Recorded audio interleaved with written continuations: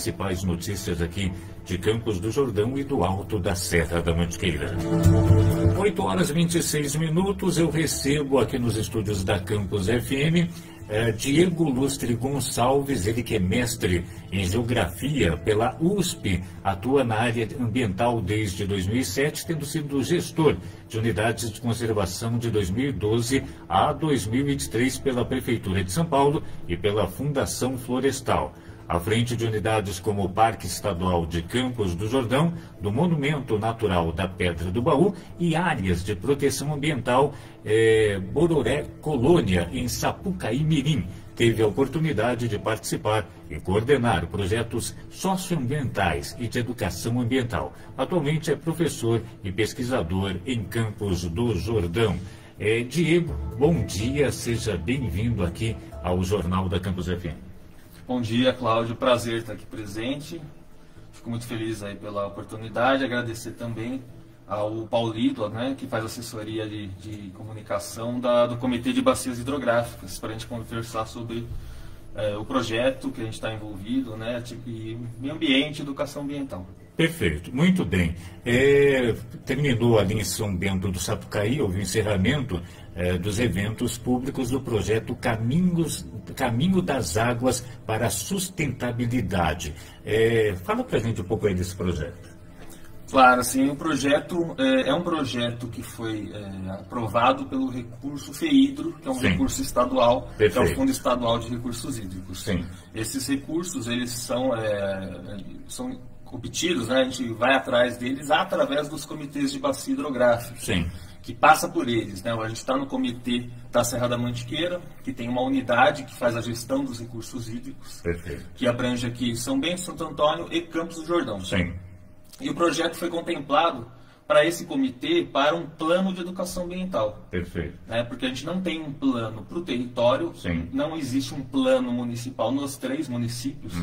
E a gente, ao longo de quase 2 anos, 1 ano e meio, Claro. O projeto ele fez um conjunto de encontros, de conversas públicas, de conversas com as comunidades de vários bairros, mas muitos diálogos com especialistas, com técnicos e representantes do poder público, para a gente construir um conjunto de argumentos, de levantamento de problemas, de expectativas e soluções, Sim. Onde a educação ambiental tem espaço, pode ser uma ferramenta para a construção de melhorias, de uma nova realidade, de transformações de hábitos, mas também de políticas públicas. Começou em São Bento do Sapucaí, terminou em São Bento, mas além de São Bento, Santo Antônio e Campos do Jordão também participando aí desse seminário. Como que foi a participação aí, seja do pessoal da educação, a participação da sociedade civil? Foi boa, foi positiva a participação?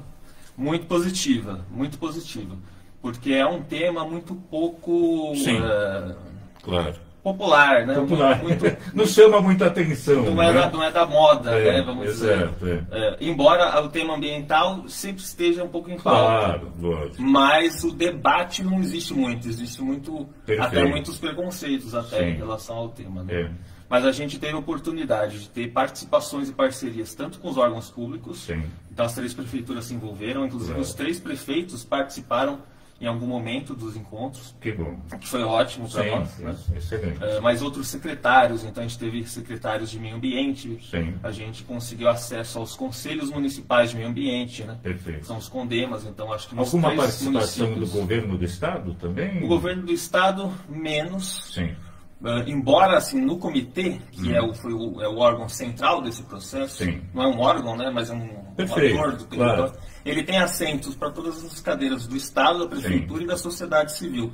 Mas o Estado talvez não tenha uma participação tão forte como a sociedade civil e a Prefeitura também. Porque você tem a Sabesp, você tem a CETESB, você teria a Fundação Florestal, e você tem um órgão importante aí sim, que está sempre presente, que é a SP Águas, o antigo DAE.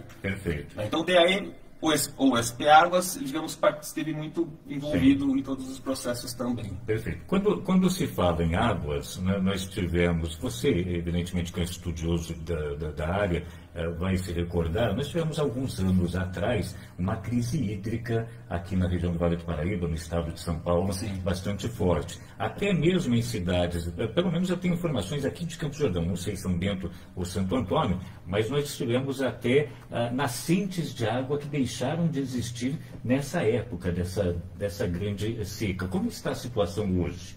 Então, a gente tem um território do nosso comitê, que são esses 3 municípios, que é muito bem servido em água. Sim. A Serra da Mantiqueira, a Serra que chora, a Serra produtora de água. Verdade. Isso não quer dizer que está tudo bem, né? Na verdade, assim, tem os estudos que indicam o balanço hídrico, quanto que se produz de água e quanto que a gente consome de água. Isso. E tem um problema, né? Nesse cálculo, o nosso índice é muito bom, mais de 10 mil metros cúbicos por habitante ano.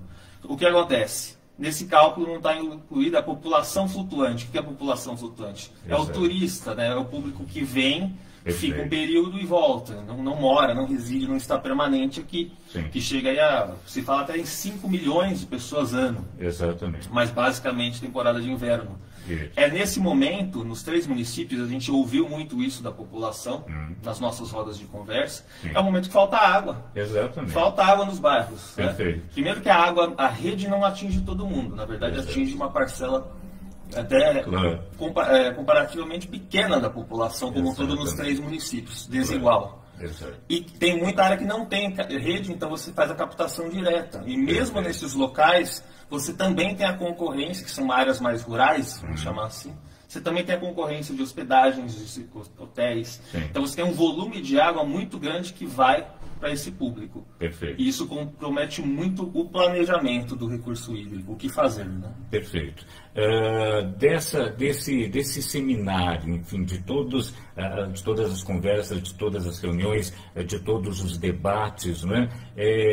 Sai uma carta, sai um documento, sai um planejamento, qual a destinação daqui para frente? Sim, tem acho que 2 produtos principais. A gente elaborou um diagnóstico socioambiental. Esse material, que é bem denso, bem longo, tem muitas páginas, né? Mas a gente levantou tanto os documentos, os estudos, os dados sobre o território que existem, como a gente fez consultas às pessoas. Né? Então a gente fez rodas de conversa, oficinas, um mapeamento participativo. Então a gente construiu um conjunto de informações, isso é um diagnóstico, ele serve como subsídio para a tomada de decisão. Me dá dados, informações. Perfeito. E um outro documento que é o principal é o plano de educação ambiental. Então esse plano ele vai propor o que fazer. Sim. Como que a educação ambiental pode contribuir para a resolução de problemas, para a melhoria da qualidade de vida, para a sustentabilidade das atividades econômicas. E a nossa proposta, né, é uma educação ambiental que não é aquela que a gente pensa primeiro, né, que é aquela em sala de aula com escolas e crianças e jovens. Perfeito. É para todos os públicos. Sim. Porque eu estava discutindo o balanço hídrico. Né? Tem a questão da outorga da água, tem a questão do tratamento de esgoto. Tudo isso cabe num debate, numa atividade de educação ambiental. Perfeito. Quando você está levando informações ambientais para o cidadão que vai ter condições de tomar providências ou se organizar para. Né? Sim. E a educação ambiental também é útil nisso. Né? Só que esse é um olhar que de poucas pessoas realmente compreendem a educação ambiental como uma oportunidade para tantas coisas diferentes. Com certeza. E o plano é isso. Então é como se fosse uma carta de oportunidades. Isso passa a ser efetivado de forma prática a partir do próximo ano? Exato. Vai ser entregue em janeiro, esse plano. Aí, feita essa entrega, o projeto nosso acaba, né? Sim. É uma contratação, tem uma prestação de contas, a entrega de um produto, fica na mão do comitê de bacia. Perfeito. Então o comitê de bacia passa a ser o responsável, né, de forma direta e indireta, né, para fazer aquilo lá acontecer. Perfeito. Para isso ele vai precisar de parcerias, ele vai precisar do apoio das prefeituras. Perfeito. A gente espera que o plano ajude, inclusive as prefeituras, as pastas lá de educação, de meio ambiente, a tomar algumas atitudes que sejam em benefício da população. Perfeito.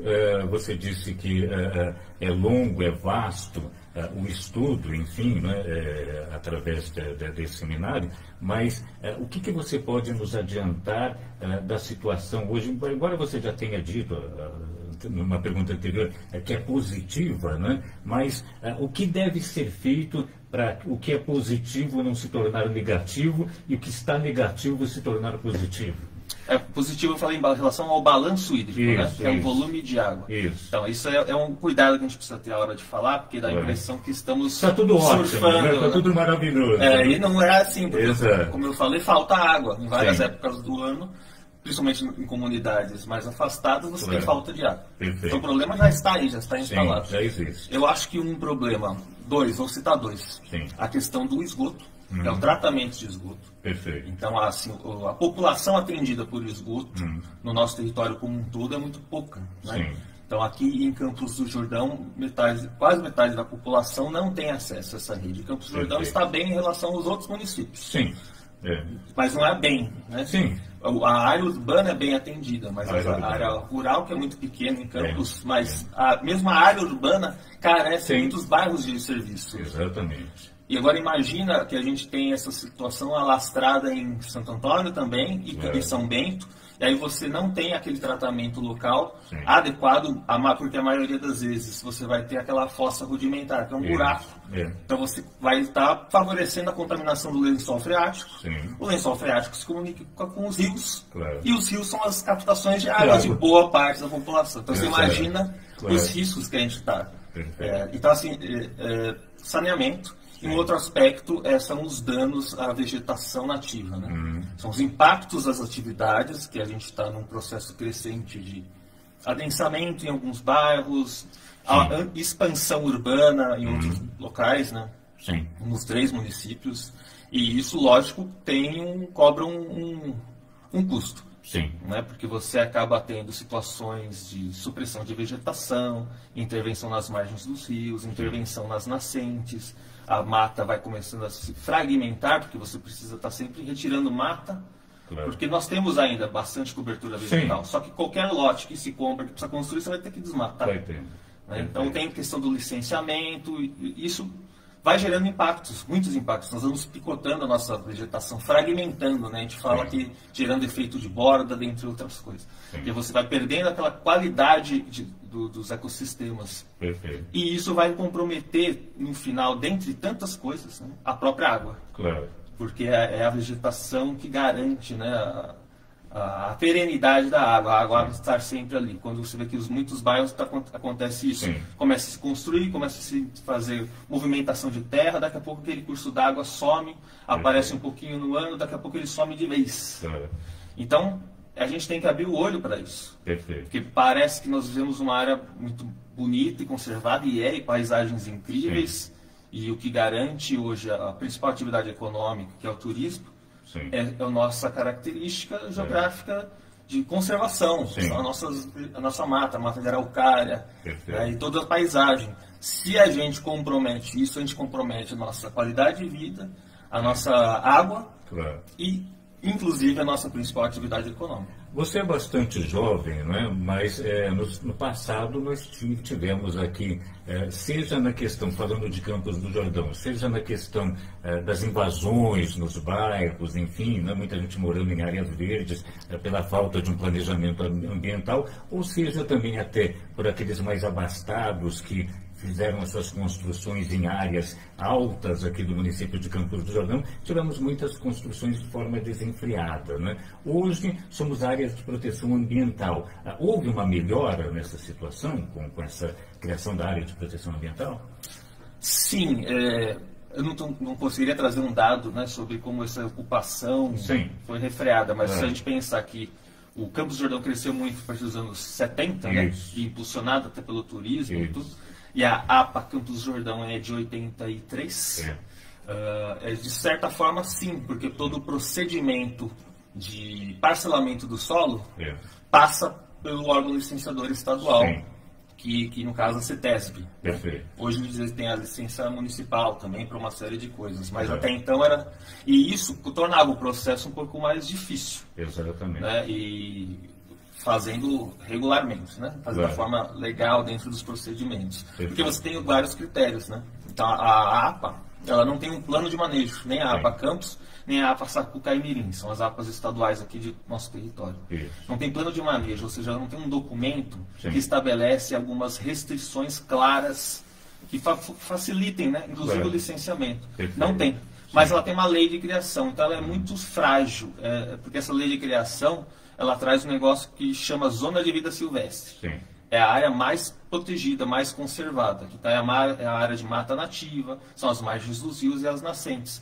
Que é a mesma coisa que a legislação federal já traz. Perfeito. São as chamadas APPs, né, do Código Florestal, áreas de preservação permanente. Sim. Margem do rio, nascente, área de declividade muito íngreme, que é difícil ocupação e tudo. Então essa legislação, com certeza, ela foi importante, ainda é, para que você não tenha uma ocupação desordenada. Perfeito. Mas ela necessita revisões, ela inclusive precisa de um plano de manejo. E um outro instrumento importantíssimo, legal, né, jurídico, é o plano diretor dos municípios. Porque o plano diretor faz isso, ele coloca ali onde eu posso construir e quanto, né, e que tipo de atividade pode ter lá, se é comércio, se é residência. Perfeito. Então ele direciona, ele planeja, né, a ocupação. Sim. Campos do Jordão tem um plano de manejo já revisado e também já precisa de uma nova revisão, porque tem seus problemas. São Bento tem um plano de diretor, né? Tem um plano diretor que também aparece estar em revisão. Sim. Santo Antônio não tem um plano diretor, mas está construindo um processo para ter.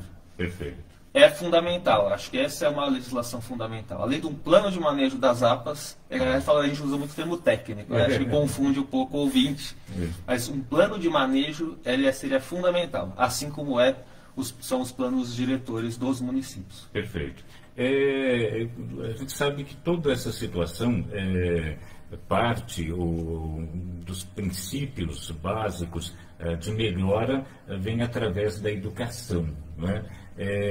Essa educação ambiental, ela existe na educação pública ou até na educação privada nesses 3 municípios?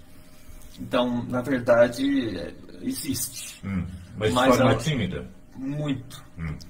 Acho que deveria nem ser tímida, de forma isolada. Sim. Porque hoje a educação ambiental ela exige o educador interessado. Claro. Então, assim, se a professora, principalmente, né, ela tem a vontade e o interesse, ela faz. Exato. Se a diretora, a direção da escola tem interesse, acontece. Perfeito. Mas não existe um planejamento da secretaria para que aquilo aconteça sempre em todas as escolas. Sim. Então tem muito aquela questão da data comemorativa, né? O dia do meio ambiente. Exato. Só que aí o resto do ano acaba, né?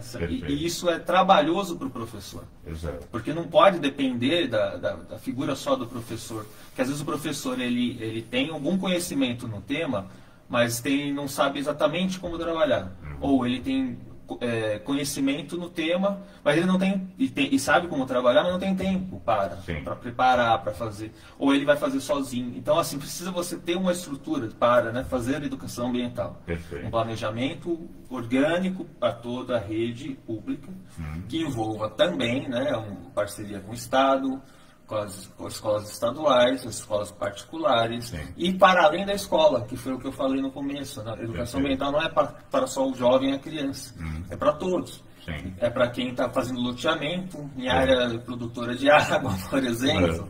Né? Às vezes é para o próprio gestor público, para você entender certas coisas, para poder fazer uma boa gestão. Às vezes até um serviço de poda de um município, que às vezes comete alguns problemas, né?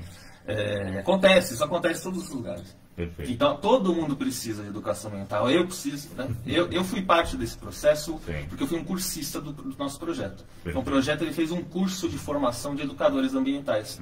Eu já estou nessa área desde 2007, né? Já faz um tempinho, e eu aprendi demais. Claro. Então, assim, a gente sempre aprende mais, a gente não pode achar que a educação ambiental é algo muito simples, que é para criança, que é só para economizar água, aprender sobre a nossa fauna.